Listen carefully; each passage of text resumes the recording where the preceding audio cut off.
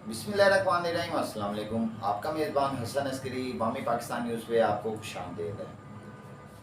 Nadreen, आज मैं आपके साथ डिस्कस करने लगा हूँ कि पाकिस्तान की सियासत असल में है क्या, और सियासी ख़ानदान कौन लोग हैं, और किस तरह मुल्क को चलाया जाता है, कौन मुल्क को चलाता है, और क्या मुहरक़ात हैं। तो मेरा असल में ये बात करने का मकसद ये है कि अगर ये चीज़ अवाम समझ लेना तो एक तो अवाम का दिल नहीं टूटा करेगा, दूसरा उसकी उम्मीदों में पानी नहीं फिरा करेगा, तीसरा उसको अपनी फ्यूचर प्लानिंग और अपने फ्यूचर के लिए जो है ना कोई बंदा सिलेक्ट करने में ना आसानी हो जाएगी। मैं असल में इस नज़रिए पे आपसे बात करना चाह रहा हूँ। 1947 में नाज़रीन, जब पाकिस्तान और इंडिया अलहदा हुए थे ना, और बरतानिया इनको आज़ादी दे के जा रहा था, तो कहने का मकसद ये है कि उस वक्त बरतानिया हम पे कोई रूल ओवर तो नहीं था, यानी कि जाने के बाद भी कोई हम पे वो बरतानिया रूल ओवर नहीं था, वो हमें आज़ाद कर गया था। वो क्यों कर गया था? क्योंकि बरतानिया जो है वो खुद डिफ़ाल्ट हो गया हुआ था। दूसरी जंग अज़ीम में बरतानिया का बहुत खसारा हो चुका हुआ था और बरतानिया ने काफ़ी नुकसान उठा लिया हुआ था, जिसकी वजह से बरतानिया को ये इलाके जो है ना दूर दराज के, जो कहा जाता था कि हमारी रियासत में या हमारी हुकूमत में जो है वो सनसेट नहीं होता, यानी कि सूरज गरूब नहीं होता, तो कहने का मकसद ये है कि फिर उनको ये सूरज जो है ना ये गरूब करना पड़ा था। जब ये सूरज गरूब हुआ था ना, तो नाज़रीन अमेरिका जो था, अमेरिका ने उसी वक्त कैप्चर किया था। क्या ये तारीख गवाह नहीं है कि लियाकत अली खान के वक्त में जो है जो कबीना थी उन्होंने अमेरिका से $10,000 का जो है कर्जा लिया था? क्या ये बातें तारीख का हिस्सा नहीं है? तो क्या वो पाकिस्तान का जो है बड़ी बात का दौर था? वेरी अर्ली टाइम पे ही अमेरिका जो है हमारे साथ और इंडिया के साथ आ गया हुआ था तावन के लिए, ठीक है, क्योंकि वो इस इलाके की इफादियत को जानता है। अमेरिका वो ये जानता है कि इस इलाके को जब ब्रिटेन आए थे तो वो इसको सोने की चिड़िया क्यों कहते थे। तो मैं थोड़ी सी ये बातें इसलिए कर रहा हूँ, आपको जो है ना ये सारी चीज़ें समझने में आसानी हो जाएगी। तो एक वर्ड जो है ना वो हमारे कानों में अक्सर गूंजता रहता है और उस वर्ड को हम बोलते हैं, मगर मेरे ख्याल में बोलने के साथ साथ ना हम उसकी हकीकत से असल में वाकिफ़ नहीं है। वो वर्ड है इस्टेब्लिशमेंट। ये हमारी वहाँ बहुत बोलती है कि इस्टेब्लिशमेंट ने ये कर दिया, इस्टेब्लिशमेंट ने वो कर दिया, ये जो करा रही है इस्टेब्लिशमेंट करा रही है। मेरा आप लोगों से सवाल है, इस्टेब्लिशमेंट है कौन? आप मुझे ये बताएं। बहरहाल मैं आपको एक तरीकी ही बात बताता हूँ कि कहीं पे कश्मीर को आज़ाद कराने की बात हुई तो उन्होंने कहा कि ये बड़ा नामुमकिन सी बात है। तो क्योंकि ये एक डिस्प्यूटेड एरिया है और ये डिस्प्यूटेड एरिया जो है ना इसमें से डिस्प्यूट एकदम ख़त्म नहीं हो सकता, और ये दो मुल्क जो है ना ये इसी डिस्प्यूट को लेके चलेंगे इन फ्यूचर। ये आगे जाके कहीं पे ख़त्म हो जाए ये नहीं कह सकते हैं, लेकिन इन फ्यूचर जो है ना यानी कि मुस्तकिल करीब जो जिसको कह दें, उस वक्त ये बात हुई थी कि ये डिस्प्यूट इसी तरह ही चलेगा। तो वो कौन लोग थे? वो कौन सी इस्टेब्लिशमेंट थी? इस्टेब्लिशमेंट तो आज भी है। तो यहाँ पे थोड़ा सा मैं आपको वाज़ेह करता चलूँ कि इन चीज़ों को हमें अब समझना होगा। बात ये है कि किसी भी आप मुसलमान मुल्क में आप देख लें, आपको दो पार्टीज़ नज़र आएंगी, हत्ता कि अमेरिका जैसे मुल्क में भी दो पार्टीज़ हैं, ठीक है। और इस्टेब्लिशमेंट के साथ जिस पार्टी की बनती है, क्योंकि अमेरिका में भी एक इस्टेब्लिशमेंट बैठी हुई है और इसी तरह हर मुल्क की एक इस्टेब्लिशमेंट होती है। तो जब किसी इस्टेब्लिशमेंट की जो है ना किसी पार्टी के साथ एक मोराल सेट हो जाता है कि यार हमने आगे इन फ्यूचर ये प्लान जो है इनको अचीव करना है, ये गोल है इनको हमने अचीव करना है, तो उस पार्टी को जो है वो तैयार करके तो नेक्स्ट जिसको कह लेंगे इलेक्शन में ना जितवा के तो लाया जाता है, ताकि इस्टेब्लिशमेंट उस मुल्क की उसके साथ मिलके काम करे। इस्टेब्लिशमेंट किसी इदारे का नाम नहीं है, इस्टेब्लिशमेंट किसी फ़र्द वाहिद का नाम नहीं है, और कोई एक स्पेसिफिक पॉलिटिकल पर्सन या पर्सनैलिटी या पार्टी का भी नाम नहीं है। यहाँ पे मैं आपको वाज़ेह कर दूँ। अब इस्टेब्लिशमेंट है कौन? इस्टेब्लिशमेंट उस मुल्क के तमाम की पोस्टर्स पे बैठे हुए लोग اسٹیبلشمنٹ ان لوگوں کے علاوہ ان کو پیچھے سے ڈیل کرنے والے ملک کی ہوتی ہے. جیسے کہ ہمارے ملک میں ابھی بھی امریکہ کی اسٹیبلشمنٹ ہی چل رہی ہے اور امریکہ کی اسٹیبلشمنٹ ہی ہم سے کام لیتی ہے. تو بجائے اس کے کہ ہم اس ورڈ کی شکل میں اپنے کسی ادارے کو بدنام کریں, اپنے کسی ادارے کو جو ہے ہم انگلیاں اٹھا اٹھا کے کہیں جی وہ غلط ہے وہ غلط ہے, یہ اس طرح نہیں ہے.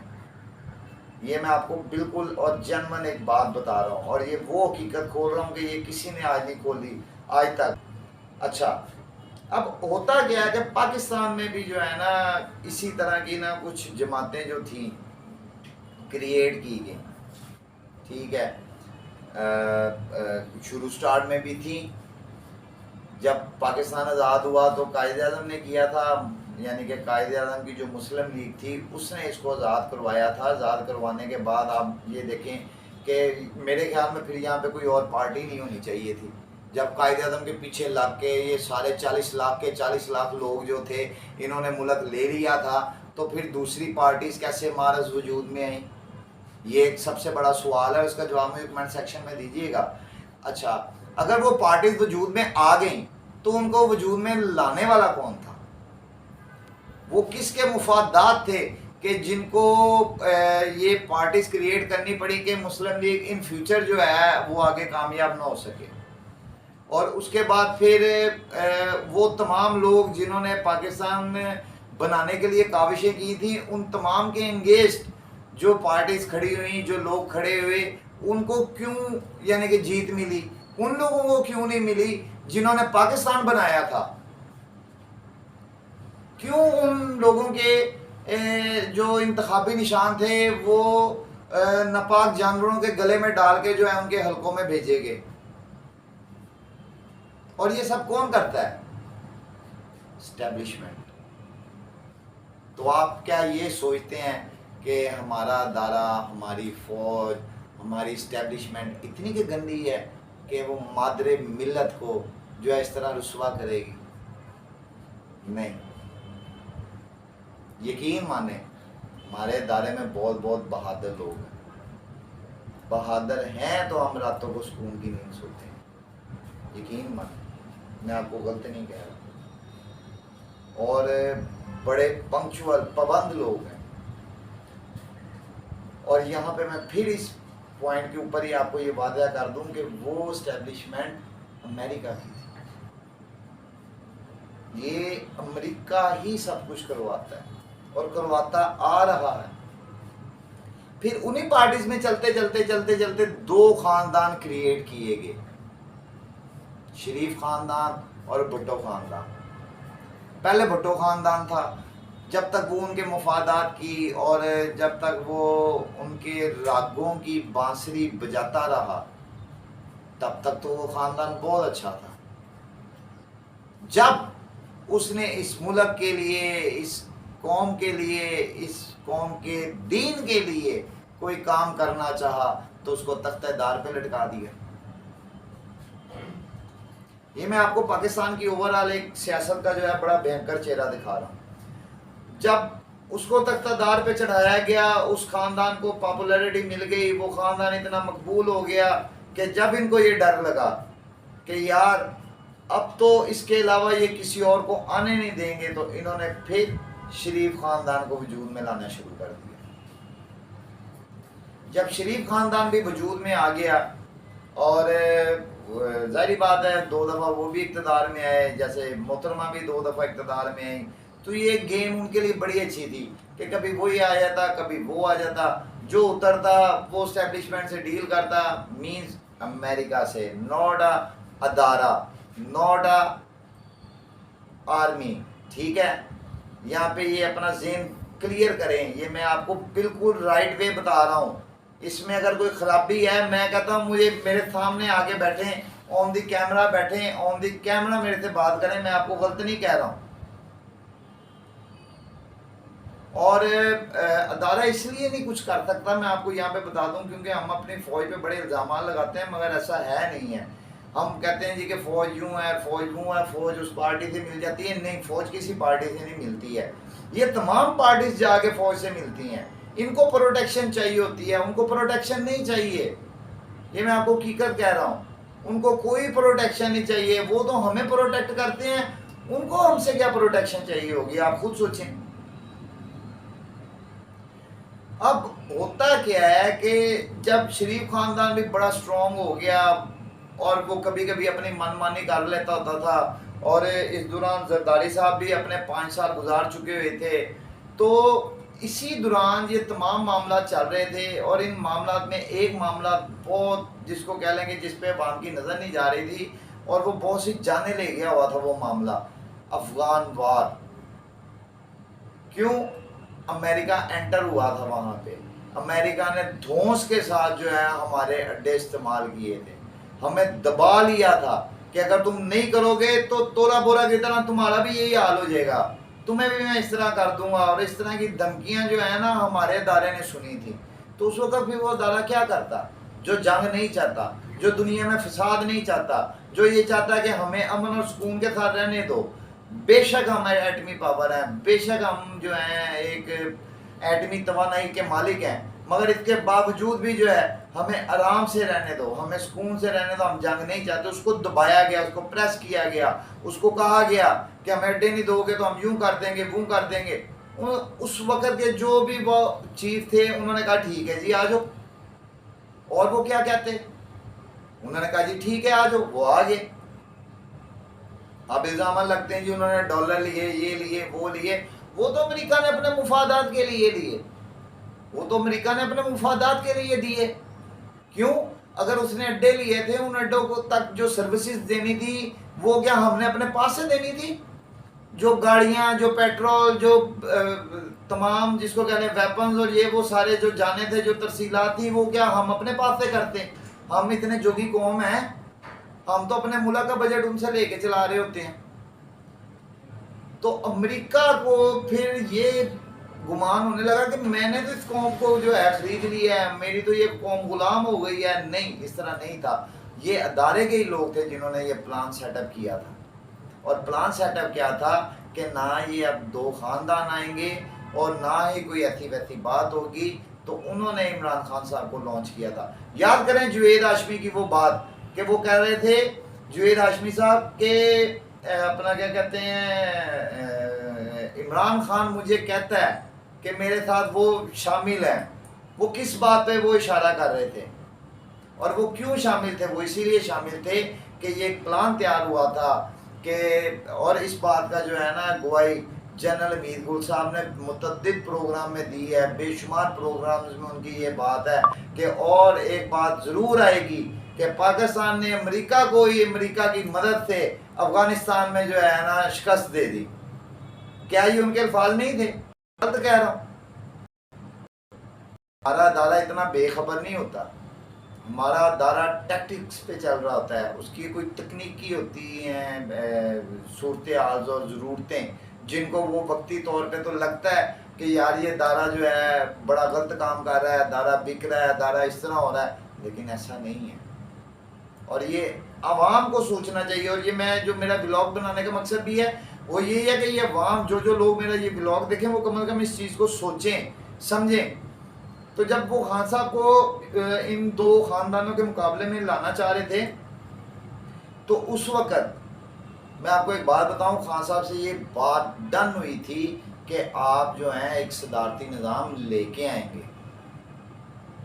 آپ یہ جمہوری نظام ختم کر دیں گے تاکہ ہمیں جو ہے مغرب کو جو ہے نا اڈاپٹ نہ کرنا پڑے، تاکہ ہمیں مغرب کی جو ہے رول آف ریگولیشن کو جو ہے لے کے نہ چلنا پڑے، ان سے ہمیں ڈکٹیشن نہ لینی پڑے کہ جمہوریت کس طرح چلتی ہے یا کس طرح چلائیں یا یہ وہ، اس طرح کی تمام باتیں ختم ہو جائیں گی جب ہم ایک صدارتی نظام میں آ جائیں گے، اور وہی خلافت راشدہ کا نظام ہے۔ اور یہ ہمارے ادارے کی خواہش تھی، یقین مانیں، مگر میں یہاں پہ آپ کو ایک بات بتا دوں، اور یہ بات یوتھیوں کے لیے بہت جو ہے نا ہضم نہیں ہونے والی ہے۔ کیوں؟ کیونکہ اس بات کو ڈن کر کے خان صاحب بات ہو گئے، مگر خان صاحب نے پھر ان کے ساتھ غداری کی۔ اصل میں پھر غدار خان صاحب ہیں۔ کیوں نہیں خان صاحب لے کے آئے صدارتی نظام؟ کیا قوم اتنی جلدی بھول جاتی ہے یہ ساری باتیں؟ خان صاحب جب وزیر اعظم بن کے آئے تھے تو کیا اس سال میں جب خان صاحب کا 1 سال پورا ہونے کے قریب تھا تو یہ بات चैमगोइयों में नहीं आ गई थी, ये अफवाह उड़ने नहीं थी कि खान साहब असेंबली तोड़ने जा रहे हैं। ये क्यों बातें हो रही थी? ये इसीलिए हो रही थी कि कहा जा रहा था कि अब अमेरिका ने तो निकल जाना है, आप भी जो है असेंबलीज तोड़ें और एक सदारती निज़ाम लेके आए। मगर खान साहब नहीं माने। खान साहब क्यों नहीं माने? खान साहब एस्टेब्लिशमेंट के पीछे लग गए। वो एस्टेब्लिशमेंट कौन थी? अदारा था वो? नहीं, वो अमेरिका बहादुर था और वो असल में एस्टेब्लिशमेंट है। ये मैं आपको वाज़ेह कर रहा हूँ। तो फिर मजबूरन इस अदारे यानी कि जिसको हम बुरा भला कहते हैं, मजबूरन इनको को फिर जो है ना एक हद तक इंतज़ार करना पड़ा और इन्होंने किया भी, इन्होंने ढील भी दी खान साहब को। मगर वो कहते हैं ना कि कभी कभी पाँव की जूती जो है ना वो सिर पे भी आ जाती है। तो खान साहब की भी वही मिसाल थी। खान साहब भी जो है ना इनके गले की हड्डी बनते जा रहे थे दिन ब दिन, दिन ब दिन, दिन ब दिन, और करते कराते फिर आखिर वो दिन आ गया जिसमें सन 9 मई हो गया। आप मुझे एक बात बताएं, 25 साल तारीख में 75 साल तारीख में जो है, आप मुझे एक बात बता दें कि क्या कभी आपने देखा है कि किसी भी पॉलिटिकल पार्टी ने जो है GHQ पे हमला किया? किसी भी पॉलिटिकल पार्टी ने जो है फौजी तनसीबात को जो है निशाना बनाया हो? किसी भी पॉलिटिकल पार्टी ने शोहदा की यादगारों को तबाह कर दिया हो? आज तक मुझे बताएं 75 साल तारीख में आपने कभी देखा है? तो खान साहब का इंतशार किस लेवल पे चला गया हुआ था? फिरौनियत रौनियत किस लेवल पे आ गई हुई थी? वो क्या सोच रहे थे? वो किन के पैरोकार बन गए थे? वो किन के आलाकार बन गए थे? और यहाँ पे मैं आपको एक बात बता दूं, इन फ्यूचर पाकिस्तान में क्या होना है, ये मेरा व्लॉग संभाल के रख लीजिएगा और याद रखिएगा कि जो मैं बातें बताने जा रहा हूँ इन फ्यूचर वही होंगी। क्यों? क्योंकि अदारे को पाकिस्तान मुकद्दम है, अदारे ने पाकिस्तान बचाना है, अदारा पाकिस्तान को बचाने की ड्यूटी देता है। अदारे के चीफ जो हैं वो पाकिस्तान की हिफाजत के लिए हलफ लेके चीफ बनते हैं। वो कभी जो है कुरान की कसम खा के ओथ उठा के वो इसको झुटला नहीं सकते, मगर फिर उनकी मजबूरी होती है उस ओथ को पूरा करने के लिए उनको क्या गलत रास्ते और सीधे रास्ते जो हैं अपनाने पड़ते हैं। क्यों? कि उन्होंने वो टारगेट और वो गोल अचीव करने होते हैं। उसके लिए किसी सियासी जमात को गिराना पड़े, उसके लिए किसी नथु भथु को उठाना पड़े, वो करते हैं।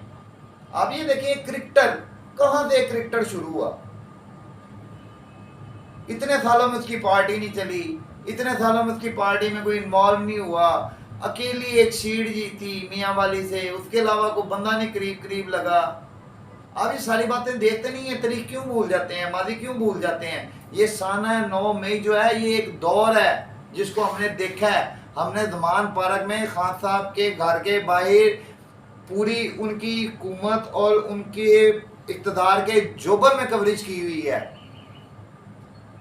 और हमने वहाँ के जितने भी उनके जो खिलाड़ी बने फिरते थे लौंडे लपाड़े, उनको हमने देखा हुआ है। वो हमारे गले पड़ते होते थे कि जैसे वो खान साहब हैं। यकीन माने खान साहब के घर के जो जमादार है ना, यकीन माने वो वुज़रा के ऊपर ऐसे चढ़ा होता था कि जैसे वो इमरान खान है। वो ज़मान पार्क के घर की जो 4 दीवारी थी ना, उसके अंदर हर बंदा वज़ीर आज़म बन गया था। अदारा क्या करता था? अदारे की मजबूरी थी। अदारा इनको काउंटर करना शुरू हो गया। अदारे ने इनको एक साइड पे लगा दिया कि यहाँ पे आप जो मर्जी करो। तो करते ना खान जी, आप वहां तक रहते हैं, आप करते, आप अपनी पॉलिटिक्स कर रहे थे। आप गिरफ्तार हो गए थे तो क्या कोई और सियासी रहनुमा गिरफ्तार नहीं हुआ कभी? नवाज शरीफ साहब जेल नहीं गए कभी? बेनजीर साहबा के साथ नहीं ये मामला चले? असफ जरदारी 9 साल जेल में नहीं रहा? कितने सियासतदान में आपको गिनवाऊंगे जो जेल की सलाखों के पीछे रहे हैं? तो खान साहब आप क्या कोई अनोखे लीडर थे कि जो जेल नहीं जाएगा? बल्कि दुनिया के कई ममालिक में ऐसा है कि वो जेल गए हुए हैं उनके लीडरान। तो आप अगर लीडर थे तो आप जेल से घबराए क्यों? अगर आप नहीं घबराए तो आपके फिर वर्कर क्यों घबराए? और अगर वर्कर नहीं घबराए तो उनको फिर ये हदायत किसने दी कि जाके फौजी तनसीबात और अपने दायरे को ही नुकसान पहुंचाना शुरू कर दो? تو پھر یہ ادارے کا رائٹ ہوتا ہے کہ وہ جس کو چاہے لے کے آئے، جس کو چاہے دفن کر دے. کیوں؟ کیونکہ انہوں نے ملک کو چلانا ہے، انہوں نے پالیسی کو چلانا ہے. یہ تو یہ کہہ رہے تھے کہ روس سے پٹرول بھی نہیں آئے گا، روس سے تو تیل آئے گا ہی نہیں، یہ ہو جائے گا وہ ہو جائے گا. آ نہیں گیا. کیسے آ گیا؟ اب باتیں ہو رہی ہیں کہ آئی ایم ایف قرضہ نہیں دے گا. چلے یہ مان لیتے ہیں آئی ایم ایف قرضہ نہیں دے گا. آئی ایم ایف قرضہ نہیں دے گا تو کیا یہ ان کی حکومت نہیں آئے گی جو موجودہ حکومت ہے؟ چلیں جی یہ بھی مان لیتے ہیں جی ان کی حکومت نہیں آئے گی، تو کیا خان صاحب کی آئے گی؟ Impossible, impossible. خان صاحب کی تب تک نہیں آ جاتی جب تک خان صاحب اپنی روش نہیں بدلیں گے اور اس روش پہ چل کے یہ نہیں ثابت کر دیتے کہ میں نے اب روش بدل لی ہوئی ہے. اس کے لیے خان صاحب کو 5-10 سال درکار ہیں. یہ میری بات یاد رکھیے گا. ان فیوچر اگر تو کوئی پارٹی اقتدار میں آ گئی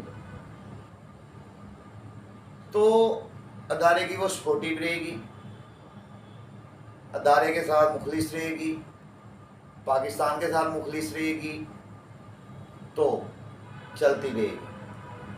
نہیں تو یہ میں آپ کو بتا دوں، یہ پاکستان کی سیاست جو ہے ان فیوچر ہونے والی ہے کہ پھر تمام جتنی بھی پارٹیز ہیں، میں اس میں پی ٹی آئی کا ذکر نہیں کر رہا ہوں، لیکن جتنی بھی باقی پارٹیز ہیں ان کو سیٹیں دی جائیں گی اور ان کی ایک کمزور سی گورنمنٹ کو تیار کیا جائے گا جو ملک کے فیصلوں کے لیے جو ہے نا صرف درکار ہو.